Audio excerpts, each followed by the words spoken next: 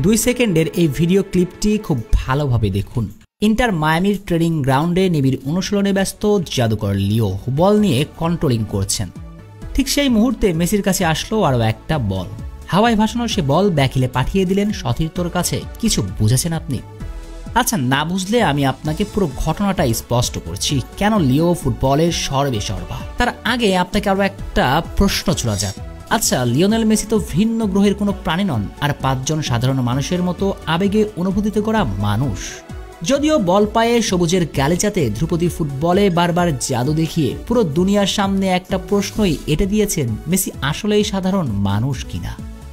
অলরেডদের বিপক্ষে এমন ফ্রিকিক গোল দেখে প্রশ্ন জাগে, সত্যিকার অর্থে মেসি মানুষ নাকি এলিয়েন? বারবার জেকে বসা এমন প্রশ্নের উত্তরটা মেসি নিজেই দিয়েছেন। মেসিকে যখনই ভিন্ন গ্রহের প্রাণী ধরে নিয়েছে পুরো পৃথিবী, তখনই স্রোতের বিপরীতে হেঁটে পেনাল্টিতে ব্যর্থ হয়ে মুখটা জার্সির আড়ালে লুকিয়ে ফুপিয়ে ফুপিয়ে কেঁদে ওঠেন। তখনই প্রমাণিত হয় রোজারিও সেই ছোট্ট ছেলেটা আবেগে অনুভূতিতে গড়া একজন অতি সাধারণ মানুষ। কিন্তু মেসি যা পারেন সেটা আর 5 জন ফুটবলার কেন করে দেখাতে পারেন না ফুটবলের মাঠে? এই প্রশ্নের উত্তরটাও সহজ। মেসি ফুটবলটা সবসময় মাথা দিয়ে খেলেন। একটু খেয়াল করলে দেখবেন মেসি মাঠে নামার পর প্রথম কিছুক্ষণ পুরো মাঠটা হেঁটে বেড়ান। পুরো পিচে প্রতিপক্ষের ফুটবলাররা কে কোথায় আছে সবকিছু মস্তিষ্কে গেঁথে নেন। এরপরই শুরু হয় ম্যাজিক ম্যানের ম্যাজিক দেখানোর পালা। অর্থাৎ মেসি যখন মাঠে নামেন তখন মেসির মতো মস্তিষ্ক আর কোনো ফুটবলার ব্যবহার করতে পারেন না। এই নিয়ে অনেক দিন আগে আমেরিকার একটা সংস্থা মেসি এমন অতিমানবীয় ফুটবল কিভাবে খেলেন সেটা নিয়ে একটা গবেষণা চালিয়েছিলেন। সে গবেষণার রিপোর্টে উঠে এসেছিল, মেসি যেভাবে বলের সঙ্গে নিবিড় সম্পর্ক গড়ে তোলেন তা আর কেউ কখনো করতেই পারে না।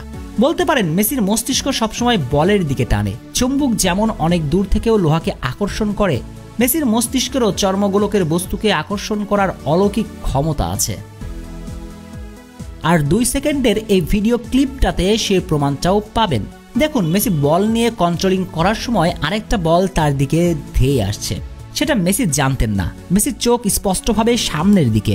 এমনকি বলটা যে মেসির পায়ে স্পর্শ লেগেছে এরপর মেসি ব্যাকহিল করেছেন তাও নয়, বরং লক্ষ্য করুন, বলটা যখন শূন্যে ভাসছিল তখনই মেসি পা জাগিয়ে ব্যাকহিলটা করেন।